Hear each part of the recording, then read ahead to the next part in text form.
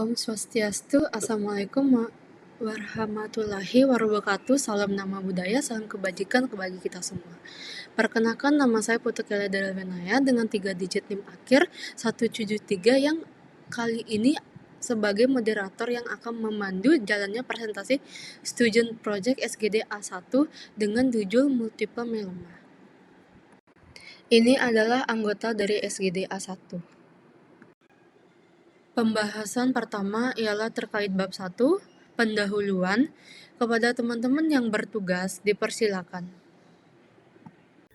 Baik, perkenalkan nama saya Desa Gonda Parmasti Dewi dengan 3 digit yang terakhir 165. Di sini saya akan menjelaskan bagian latar belakang, di mana multiple myeloma ini merupakan suatu keganasan sel plasma yang ditandai dengan adanya proliferasi klonal sel plasma ganas pada sumsum tulang dengan protein monoklonal dalam serum dan atau urin serta disfungsi organ terkait disertai dengan kecacatan atau morbiditas dan juga kematian atau mortalitas substansial berupa end organ damage yang meliputi gangguan ginjal, hiperkalsemia, lesi tulang litik, dan juga anemia. Angka insiden multiple myeloma bergantung pada usia, jenis kelamin, dan juga ras. Multiple myeloma memiliki prevalensi tertinggi pada kisaran usia 70 tahun dengan jenis kelamin laki-laki dan orang berkulit hitam dengan ras tertinggi yakni ras Amerika Afrika. Berdasarkan studi terbaru juga diketahui bahwa angka kasus multiple myeloma rendah di negara berkembang seperti negara-negara di Asia. Untuk ras Asia sendiri, insiden multiple myeloma terjadi per 100.000 orang per tahun adalah 4,9 pada pria dan 3,0% pada wanita. Penyebab myeloma masih belum dapat dijelaskan, namun hanya sedikit yang terkait pekerjaan, kondisi peradangan, penyakit autoimun, dan juga infeksi virus. Mungkin sekian dapat saya sampaikan. Terima kasih. Baik, terima kasih. Selanjutnya di sini perkenalkan, nama saya Muhammad Lukman dengan izin makir 227. Jadi untuk rumusan masalah dan juga tujuan kajian dari student project kali ini adalah yang pertama mengetahui definisi dan penyebab multiple myeloma, yaitu faktor risiko multiple myeloma, manifestasi klinis multiple myeloma, lalu tata laksana dan prognosis multiple myeloma. Adapun manfaat kajian pada SP kali ini adalah dengan menyusun student project ini diharapkan mahasiswa dapat lebih jauh meningkatkan pemahaman tentang multiple myeloma. Mungkin sekian dari saya, terima kasih. Pembahasan kedua ialah terkait bab 2, tinjauan pustaka. Kepada teman-teman yang bertugas, dipersilakan. Perkenalkan, nama saya Putu Kela Darwinaya dengan 3 digit NIM akhir 173. Selanjutnya definisi. Multiple myeloma merupakan keganasan hematologis yang ditandai dengan sel plasma kolonal yang abnormal di sumsum tulang. Penyakit ini menyebabkan kerusakan pada skeletal, gagal ginjal, hipokalsemia, dan anemia.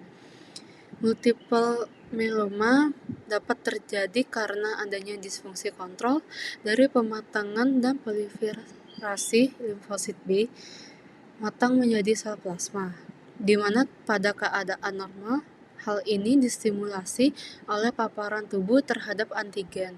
Sel plasma tersebut akan melepas imunoglobulin yang ikut berperan dalam respon imun adaptif humoral. Sel ganas akan terkumulasi pada sumsum tulang dan memproduksi imunoglobulin yang abnormal. Perkenalkan, nama saya Giri Suputra dengan 3 digit terakhir 209. Di sini saya akan menjelaskan mengenai epidemiologi. Menurut statistik Global Cancer Observatory atau Globocan yang terbaru diperkirakan terdapat 160.000 kasus multiple myeloma secara global pada tahun 2018, yang dimana 0,9%-nya di seluruh diagnosis kanker, dan sekitar dari 90.000 dari kasus ini adalah pasien laki-laki dan 70.000-nya adalah pasien perempuan. Lebih dari 60% pasien multiple myeloma merupakan pasien berumur 50 tahun dengan perbandingan jenis kelamin yang kurang lebihnya sama antara pria dan wanita. Kurang lebih 50% pasien bersuku Jawa dengan tingkat pendidikan SMA dan tidak bekerja. Slide selanjutnya akan dijelaskan oleh teman saya. Terima kasih. Baik, terima kasih untuk kesempatannya. Sebelumnya perkenalkan, nama saya Putri Sri Darmianti dengan 3 digit NIM dengan 38. Izin untuk menjelaskan di bagian etiologi multiple myeloma. Multiple myeloma merupakan kanker yang terjadi di sumsum tulang, di mana hal ini biasanya terjadi pada populasi geriatri dengan usia 74 tahun saat terdiagnosis dan lebih banyak mengenai laki-laki dibandingkan dengan perempuan. Untuk penyebab pasti dari multiple myeloma belum sepenuhnya diketahui, namun peningkatan angka kejadian multiple myeloma baru-baru ini disebabkan oleh beberapa faktor, yakni yang pertama ada penuaan, yang kedua paparan terhadap toksin seperti pestisida dan paparan radiasi, yang ketiga abnormalitas genetik tertentu dan mutasi, yang melibatkan gen penekan tumor dan juga onkogen, yang keempat ada perubahan sistem kekebalan tubuh seperti adanya inflamasi kronis dan juga kondisi medis lain seperti penyakit autoimun. Pada dasarnya, multiple myeloma adalah tahapan dalam spektrum gamopati monoklonal, di mana MGUS ini merupakan fase pertumbuhan sel plasma klonal praganas dan tanpa gejala yang ditandai dengan protein monoklonal atau M. Protein M itu abnormal dalam darah. MGUS memang tidak menimbulkan masalah, namun individu yang dengan riwayat MGUS ini memiliki resiko lebih tinggi untuk berkembang menjadi multiple myeloma. Mungkin sekian penjelasan dari saya ucapkan terima kasih. Perkenalkan, saya Nika Devina Yundasari dengan 3 digit NIM terakhir 057. Kali ini akan melanjutkan pembahasan terkait faktor risiko dari multiple myeloma. Nah, terkait faktor risiko ataupun penyebab pasti dari terjadinya multiple myeloma hingga saat ini belum diketahui secara jelas. Akan tetapi, diketahui terdapat beberapa hal yang bisa memicu ataupun meningkatkan risiko terjadinya multiple myeloma. Di antaranya yang pertama dapat berasal dari faktor lingkungan, yang dipicu oleh paparan dari zat yang terkandung dalam insektisida, herbisida, bensena, serta pelarut organik lainnya, sehingga hal ini sangat berisiko terjadi pada petani, pengrajin kayu, serta populasi dengan banyak paparan terhadap petroleum. Yang kedua dapat disebabkan akibat adanya abnormalitas pada sitogenetik dan onkogen yang dipengaruhi oleh adanya keberadaan kromosom berlebih dari jumlah normalnya dan abnormalitas multiple pada setiap karyotype. Dan yang ketiga dapat diakibatkan oleh adanya paparan radiasi yang berlebih. Selain ketiga hal yang sudah saya sampaikan tadi, multiple myeloma juga diketahui dapat diakibatkan oleh keberadaan protein M atau dikenal sebagai MGUS, monoclonal gammopathy undetermined significance, yang berlebih di dalam darah, yang nantinya jika protein ini terus berkembang dan bertambah banyak, tentu akan menyebabkan suatu keadaan patologis. Dan berdasarkan pada angka kejadian multiple myeloma, diketahui juga bahwa multiple myeloma dominan terjadi pada usia 50 tahun ke atas, lebih banyak pada pria dibanding wanita, dan juga terkait etnis, kasus tertinggi ditemukan di Asia dan juga Amerika. Nah, hal ini mengindikasikan bahwa terjadinya multiple myeloma dapat pula dipengaruhi oleh faktor dari usia, jenis kelamin, dan juga etnis. Baik, mungkin sekian penjelasan dari saya, akan dilanjutkan oleh teman saya. Perkenalkan, saya Rania Pratnya Paramita dengan 3 digit NIM terakhir 211.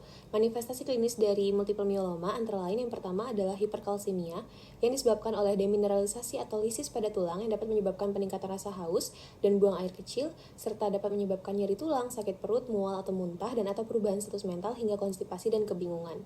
Selanjutnya ada gagal ginjal yang menyebabkan edema, asidosis, dan gangguan elektrolit. Selain disebabkan oleh hiperkalsemia tadi, penggunaan obat antiinflamasi non-steroid atau NSAID untuk mengatasi nyeri juga menjadi faktor dibalik terjadinya gagal ginjal pada pasien multiple myeloma. Selanjutnya ada anemia yang kemungkinan besar terjadi akibat penggantian sumsum tulang atau penurunan kadar eritropoietin yang dapat menyebabkan kelelahan, pucat, jantung berdebar, dan memburuknya gagal jantung. Dan lebih jarang lagi juga dapat terjadi neutropenia atau trombositopenia. Selanjutnya, lesi osteolitik juga dapat terjadi akibat peningkatan aktivitas osteoklastik yang terjadi di dekat sel-sel myeloma yang aktif. Penyakit tulang destruktif yang parah merupakan ciri khas dari multiple myeloma dan sering menjadi penyebab timbulnya gejala, sekitar pada 80% pasien multiple myeloma. Selanjutnya, neuropati perifer yang juga jarang terjadi, lalu ada gejala hiperviskositas yang juga jarang terjadi, dan termasuk perdarahan, kebingungan, gejala neurologis, perubahan penglihatan, atau gagal jantung. Dan pasien dengan multiple myeloma juga tampaknya lebih rentan terhadap infeksi. Hal ini karena pasien mengalami paresis imun yang ditandai dengan penekanan produksi imunoglobulin yang normal. Baik, perkenalkan nama saya Muhammad Janil Irsa dengan 3 digit NIM 096. Di sini saya akan melanjutkan presentasi yakni di bagian diagnosis daripada multiple myeloma. Untuk menegakkan diagnosis dari multiple myeloma memerlukan lebih dari 10% sel plasma sumsum tulang klonal atau dapat ditentukan dengan biopsi yang membuktikan plasma sitoma yang kemudian ditambah bukti adanya satu atau lebih multiple myeloma defined event atau biasa disebut MDE, yaitu CREB meliputi hiperkalsemia, gagal ginjal, anemia, atau lesi tulang litik. Dan fitur yang dirasakan terkait dengan plasma kelainan sel. Multiple myeloma defined events atau MDE merupakan peristiwa yang menentukan myeloma termasuk adanya satu atau lebih fitur CRAB atau CRAB atau satu atau lebih biomarker keganasan. Dan hal lain yang menentukan diagnosis adalah plasmasitosis klonal sumsum tulang lebih dari 60%. Dan rasio rantai cahaya bebas atau FLC, serum yang terlibat atau tidak terlibat lebih dari 100, dan namun di sini ada catatan asalkan FLC yang terlibat adalah lebih dari 100 mg per liter atau lebih dari satu lesi vokal pada magnetic resonance imaging atau MRI. Dan ada pun beberapa tes penunjang lainnya yang dapat menentukan diagnosis multiple myeloma seperti tes darah, analisis urin, studi sumsum tulang, dan teknik imaging. Mungkin itu presentasi dari saya, dilanjutkan oleh rekan saya. Terima kasih. Baik, perkenalkan saya Keja Kalista dengan NIM AR127. Berikutnya merupakan tata laksana multiple myeloma yang terdiri dari terapi aktif dan juga suportif. Untuk yang aktif, tujuannya adalah untuk mengendalikan agar multiple myeloma ini tidak berkembang secara progresif. Contohnya yang pertama adalah kemoterapi. Kemoterapi ini dapat berupa beberapa regimen. Yang paling sering digunakan itu adalah VAD, yaitu vincristine, adriamycin, dan juga dexamethasone. Ada juga VRD dan VTD. Lalu ada interferon dan allogeneic stem cell transplantation atau SCT, di mana SCT ini tidak dapat diberikan pada semua pasien, hanya pasien yang dapat mentoleransi SCT yang dapat diberikan terapi SCT ini. Lalu untuk yang suportif, itu tujuannya adalah untuk mencegah komplikasi pada pasien multiple myeloma. Contohnya adalah radioterapi dan bifosfat, di mana terdapat beberapa penelitian yang menunjukkan bahwa bifosfat ini memberikan manfaat dalam mencegah kerusakan pada tulang. Baik, sebelumnya perkenalkan saya Gusti Putri Astri Damayanti dengan 3 digit NIM terakhir 001. Di sini saya izin melanjutkan presentasi terkait prognosis dari multiple myeloma. Multiple myeloma merupakan salah satu penyakit dengan survival rate yang relatif kecil. Berdasarkan beberapa sumber data, pasien dengan multiple myeloma memiliki perkiraan kelangsungan hidup yang bervariasi. Beberapa penelitian menyebutkan bahwa rata-rata kelangsungan hidup pada pasien multiple myeloma bertahan kira-kira hingga 3 tahun. Akan tetapi, terdapat beberapa pasien multiple myeloma yang dapat bertahan hidup hingga 10 tahun. Multiple myeloma memiliki prognosis yang cukup bervariasi dan terdapat berbagai macam faktor yang dapat mempengaruhi hasil akhirnya. Di mana estimasi prognosis yang lebih tepat pada pasien multiple myeloma ini memerlukan penilaian berbagai faktor, yaitu karakteristik inang, beban tumor atau stadium, biologi atau kelainan sitogenetik, dan respon terhadap terapi. Penentuan stadium dengan Revised International Staging System atau RISS merupakan model prognostik yang lebih akurat untuk multiple myeloma yang baru didiagnosis. Ini dikembangkan ketika mengevaluasi multiple myeloma yang baru didiagnosis dengan menggunakan kombinasi 11 uji coba internasional, di mana berdasarkan tahapannya itu pada multiple myeloma stadium 1, kelangsungan hidup keseluruhan atau overall survival 5 tahun adalah 82%, dan kelangsungan hidup bebas perkembangan atau progression free survival adalah 55%. Pada multiple myeloma stadium 2, overall survival 5 tahun adalah 62%, dan progression free survival itu 36%. Pada multiple myeloma stadium 3 menunjukkan overall survival 5 tahun sebesar 40% dan progression free survival sebesar 24%. Mungkin sekian presentasi dari saya, selanjutnya akan dilanjutkan oleh rekan saya. Terima kasih. Baik, perkenalkan nama saya Rati. Di sini saya akan menjelaskan patogenesis dari multiple myeloma. Untuk patogenesisnya itu dimulai dari perkembangan multiple myeloma yang sering kali didahului oleh monoclonal gammopathy of intermediate significance atau MGUS.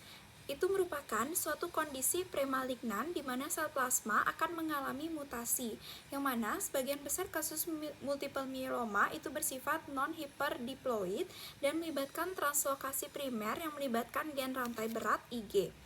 Untuk peristiwa awal itu diperkirakan terjadi di pusat germinal selama prosedur peralihan kelas dan hipermutasi somatik. Kemudian DNA itu akan terputus dan menyatu dengan kerusakan lain dalam genom yang menyebabkan fusi penyimpangan dan juga translokasi kromosom. Terjadi translokasi yang melibatkan onkogen itu dapat menyebabkan keadaan patologis termasuk MGUS. Nah, untuk lingkungan mikro itu terdiri dari sumsum tulang yang memainkan peran penting dalam patogenesis multiple myeloma, terutama pada ekspresi sel yang berlebihan oleh stroma sumsum tulang yang mengaktifkan osteoklas, kemudian menyerap tulang, menyebabkan pelepasan kalsium ke dalam darah dan terjadi hiperkalasemia. Pembahasan ketiga ialah terkait bab 3, penutup. Kepada teman-teman yang bertugas dipersilakan. Perkenalkan, nama saya Kamaram Satria Muhtama dengan 3 digit yang terakhir 225. Di sini saya izin untuk melanjutkan presentasi mengenai kesimpulan dan juga saran. Jadi dapat disimpulkan bahwa multiple myeloma ini merupakan sebuah keadaan patologis, yang dimana ini merupakan sebuah keganasan hematologis yang ditandai dengan adanya sel plasma klonal yang abnormal di sumsum tulang manusia, dengan jumlah kejadian kurang lebih sekitar 160.000 kasus di dunia. Untuk saat ini penyebabnya masih belum diketahui secara pasti, akan tetapi dapat dipengaruhi oleh berbagai faktor seperti usia, jenis kelamin, ataupun etnis. Nah, untuk etiologi ini diduga melibatkan beberapa faktor, termasuk mutasi genetik, disregulasi jalur cyclin D atau retinoblastoma, serta lingkungan mikro dari sumsum tulang tersebut. Untuk menegakkan diagnosisnya diperlukan lebih dari 10% sel plasma sumsum tulang klonal dan juga dapat dengan dilakukan biopsi dengan beberapa ketentuan berlaku, serta juga dapat dilakukan dengan pemeriksaan penunjang tambahan lainnya. Untuk tata laksana dari multiple myeloma ini dapat dilakukan dengan metode terapi aktif ataupun suportif dengan prognosis yang sangat bervariasi, tetapi relatif rendah dengan kurang lebih sekitar 6 tahun. Nah, untuk sarannya kajian mengenai multiple myeloma ini tentu perlu ditingkatkan lebih lagi dan juga serta memerlukan sebuah dukungan dari berbagai pihak, entah itu dari pemerintah, masyarakat, mahasiswa, dan lain semacamnya. Mungkin sekian dapat saya sampaikan. Terima kasih. Sekian presentasi kami dari SGD A1 berjudul Multiple Myeloma. Kami mohon maaf terdapat kesalahan kata, semoga adanya video presentasi ini terdapat menambah wawasan dan pengetahuan terkait multiple myeloma. Akhir kata tutup dengan para unsati santium. Waalaikumsalam warahmatullahi wabarakatuh. Salam nama budaya, salam kebajikan bagi kita semua.